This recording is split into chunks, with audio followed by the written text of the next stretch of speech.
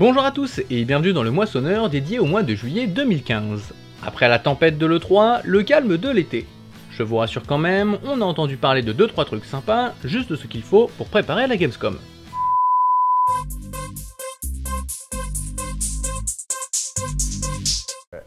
Le mois de juillet a été vide en nouveautés marquantes, on peut donc directement passer aux jeux qui se sont le plus montrés. Et ce titre est partagé entre No Man's Sky et Lego Dimension. Pour le jeu d'exploration spatiale, on a eu le droit à un paquet de gameplay avec explications ainsi qu'à une présentation montée de différents univers. En gros, tout ce qu'il y a à savoir. Pour Lego Dimension, ce ne sont que des cinématiques, mais on en a eu pour à peu près tout. On nous a présenté différents univers, on nous a aussi présenté le scénario, il ne manque plus que du gameplay.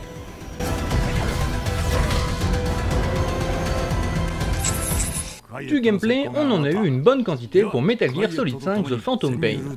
On a notamment eu le droit de voir la même mission réalisée de 4 façons radicalement différentes.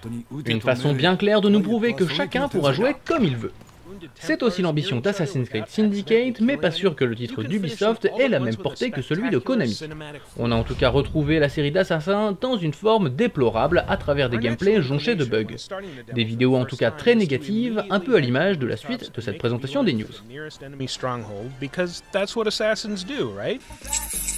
Et oui, car étonnamment, le mois de juillet a été chargé en mauvaises nouvelles.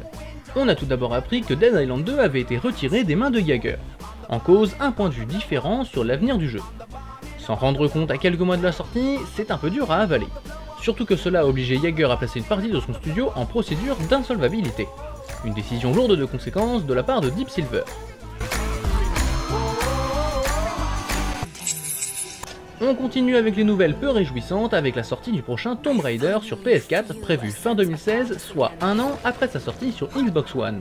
L'annonce est plutôt surprenante même si elle ravira les dirigeants de Microsoft. On peut quand même se demander si une sortie un an trop tard est vraiment utile. Autre histoire de date de sortie pour Zelda. Au départ prévu en 2015 et sur Wii U, le jeu a été décalé en 2016. Il vient tout simplement de disparaître de la liste des sorties prévues sur la console de Nintendo pour l'année prochaine. Donc soit sa sortie est repoussée à 2017, soit ce sera sur une autre console que la Wii U.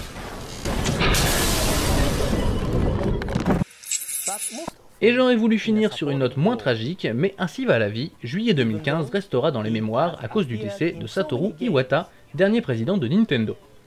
Le chef d'entreprise est parti des suites d'un cancer, il laisse derrière lui l'image d'un homme à part dans cette industrie, quelqu'un de vraiment passionné par le jeu vidéo et qui s'était encore récemment excusé pour avoir déçu les joueurs à l'E3. Entre son anglais approximatif, ses Nintendo Direct parfois loufoques et surtout pour nous avoir amené la Wii, la DS, la Wii U et la 3DS, merci. The game that will kick off the year of Luigi is Luigi's Mansion Dark Moon.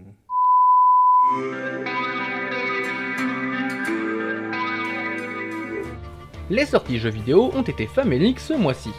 Ainsi, les seules nouveautés du mois étaient le très mauvais Godzilla sur les consoles de Sony, Tembo the Badass Elephant et God of War 3 remasterisés sur PS4.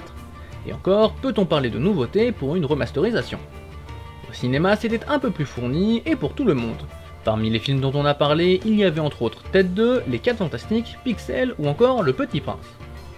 Dans ces temps de pénurie, notre coup de cœur jeu vidéo est pour Rare Replay.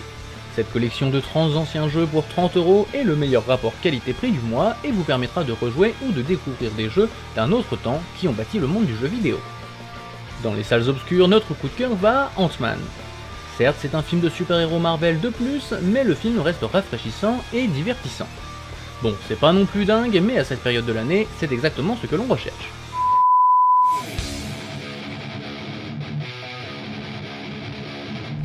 En juillet, une question nous a un peu brûlé les lèvres, à quoi va ressembler la Gamescom? En août, c'est toujours l'heure du salon européen du jeu vidéo à Cologne, et si le mois de juillet a un peu préparé le terrain, je vais me risquer au jeu des pronostics. Tout d'abord, comme il est de coutume, on verra tourner les jeux de cette fin d'année. Assassin's Creed, Rainbow Six, FIFA, Need for Speed, Star Wars Battlefront, Halo 5, ils devraient tous y être avec du gameplay exclusif, histoire de nous donner envie de dépenser nos économies. Je me mouille un peu plus en annonçant un salon sous les couleurs de Deep Silver et 2K Games. Les deux éditeurs étaient les grands absents du rendez-vous californien, ils auront à cœur de se racheter. On aura alors sûrement des informations sur Dead Island 2 et il est même prévu qu'on nous révèle un Mafia 3. On pourrait aussi voir tourner un paquet de jeux plus ou moins indépendants comme le très prometteur No Man's Sky qui nous a donné envie tout le mois. Enfin, au niveau des constructeurs, Microsoft a prévu des exclusivités avec Quantum Break ou Crackdown 3, Sony se repose en prévision de la Paris Games Week et Nintendo va sûrement en profiter pour clarifier sa ligne directrice depuis le décès de Satoru Iwata. En clair, un salon loin d'être inutile et qui devrait même offrir un peu plus de concret que le 3. En somme, on perd la machine américaine pour gagner l'efficacité allemande. Paul said people would try to steal our research.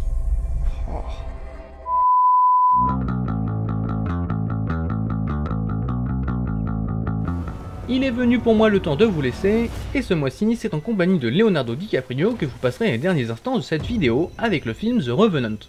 Sachez aussi que si vous êtes curieux, les bandes annonces de Batman vs Superman, Suicide Squad, Le Voyage d'Arlo ou Spectre devraient vous ravir. Et sinon, je vous invite à nous retrouver sur total-gamer.com ou sur les réseaux sociaux pour vous tenir au courant. Sur ce, ciao et à la prochaine!